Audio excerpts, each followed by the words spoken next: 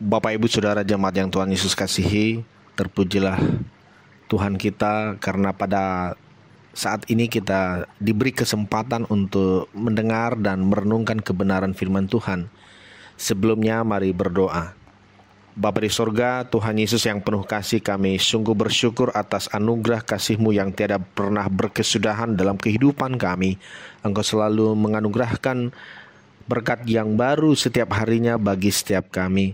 Sebelum melakukan tugas aktivitas di hari ini, kami hendak merenungkan kebenaran firman-Mu. Berkati, biarlah kami dapat mempedomani firman-Mu itu dalam kehidupan kami. Dalam nama Tuhan Yesus kami berdoa. Amin. Yeremia 25 ayat 29. Sebab sesungguhnya di kota yang dinamai menurut namaku, aku akan mulai mendatangkan malapetaka. Apakah kamu akan bebas dari hukuman? Kamu tidak akan bebas dari hukuman, sebab aku akan mendatangkan pedang atas segenap penduduk bumi. Demikianlah firman Tuhan semesta alam. Melalui bacaan ini kita merenungkannya dengan tema piala murka Allah. Saudara-saudara, dalam dunia kuno setiap bangsa yang menyembah ilah, setiap bangsa menyembah ilah yang berbeda atau memiliki ilah yang berbeda-beda untuk mereka sembah. Dan karena itu bangsa-bangsa lain tidak berpikir bahwa mereka memiliki tanggung jawab kepada Allah Israel. Dalam bacaan ini Yeremia 25 ayat 29 sebagaimana yang kita baca tadi, namun cukup lengkap kalau kita baca satu perikop mulai dari ayat 15 sampai dengan selesai di ayat 38 atau sampai di ayat 29. Melalui bacaan ini bahwa ketika bangsa-bangsa melakukan atau menyembah ilah sesuai dengan ilah mereka masing-masing, bahwa Allah menyatakan Ia akan menghukum bukan hanya bangsa Israel tetapi bangsa-bangsa, semua bangsa-bangsa di bumi. Kenapa? Karena kenyataan bahwa bangsa-bangsa tidak berpikir bahwa mereka harus bertanggung jawab kepada Allah, dan itu bukan sesuatu yang menjadi masalah karena merasa punya Allah atau ilah lain. Allah tetap akan menyatakan penghakiman kepada mereka, bahwa Allah berfirman kepada bangsa itu, kamu wajib meminumnya, yaitu piala murka Allah. Sebab sesungguhnya di kota yang namaku telah diserukan, di atasnya aku akan mulai mendatangkan malapetaka.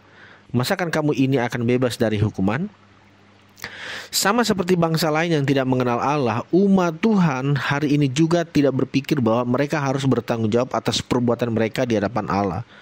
Firman Tuhan yang kita baca dengan jelas menunjukkan bahwa setiap bangsa dan setiap individu bahkan harus meminum cawan murka Allah, yaitu mempertanggungjawabkan perbuatan mereka kepada Allah pencipta langit dan bumi. Sayangnya, ketika orang tidak menyadari bahwa mereka harus mempertanggungjawabkan semua perbuatan mereka, mereka sering berkelakuan sekendak hati atau sesuka hati. Karenanya, mereka nanti akan mendapat hukuman yang sangat berat. Tentu kita sebagai orang percaya harus mengerti bahwa kita semua harus menghadap takhta pengadilan Kristus, supaya setiap orang memperoleh apa yang patut diterimanya sesuai dengan yang dilakukannya dalam hidupnya ini, baik ataupun jahat. 2 Korintus 5 ayat 10. Jika kita sungguh-sungguh percaya kepada Kristus, kita tidak akan mendapat hukuman kekal, tetapi kita tetap harus mempertanggungjawabkan segala perbuatan kita untuk mendapatkan upah yang akan diperhitungkan. Paulus berkata, jika kita bertekun, kita pun akan ikut memerintah dengan Dia, dan itu suatu hak yang istimewa. Ya, 2 Timotius 2 ayat 12. Namun, penekanan bagi kita dalam renungan ini ialah sebagaimana dalam 2 Korintus 5 ayat 10, bahwa apapun yang kita lakukan, baik yang jahat maupun yang baik, ya, kita akan mempertanggungjawabkan semuanya itu kepada Tuhan. Bahwa kalau kita melakukan hal yang baik, maka kita akan menerima upah. Tetapi kalau yang jahat, kita akan menerima konsekuensi. Dan Allah telah berfirman bahwa mereka harus meminum piala murka Allah itu. Dengan kata lain, ini hanya kiasan. Dengan kata lain, bahwa kita harus mempertanggungjawabkan apapun yang kita lakukan atau perbuat. Karena itu, mari supaya kita menjalankan hidup benar dengan berusaha lebih berkenan kepada Tuhan, melakukan segala sesuatu sesuai dengan perintah firman-Nya. Demikian, mari berdoa. Bapa di surga, kami bersyukur untuk renungan di pagi hari ini. Berkatilah supaya menjadi kekuatan, kesehatan, dan berkat bagi setiap kami. Kesehatan iman kami senantiasa terawat, terjaga, bertumbuh, bahkan berbuah. Kami terpanggil untuk melakukan hal yang baik di hadapan hadirat-Mu.